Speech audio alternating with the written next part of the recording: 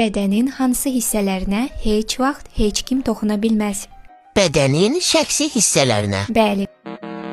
Heç kim Heç kim. Müəllim də, qonşu da, dost da, dayı da, əmi də, kim olursa olsun. Bəs desə ki, gəl belə bir oyun oynayaq, amma heç kim bilməsin. İkimiz arasında balaca bir sir olsun. Şəxsi yerlərə toxunmaq və ya baxmaq oyun deyil. Desə ki, sən kiməsə danışsan, mən səni və ya ananı öldürəcəm. İnanmayacağam. Çünki məni qorxutmaq istəyir. Çünki özü qorxur. Deyəcəm, yaxşı, heç kim bilməyəcək, amma sonra gedib anama və ya atama danışacağam. Düzdür. Bəs sənə belə bir oyun təklif edilsə, o deməkdir ki, sən nəsə səhv bir şey etmisən, yəni özünü səhv aparmısan? Yox, mən uşağam.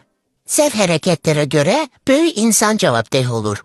Belə bir hal yaşansa, heç vaxt qorxma. Sənin səhvin yoxdur. Ola da bilməz. Bu, az yaşlıların cinsi pozğunluğa cəlb edilməsidir.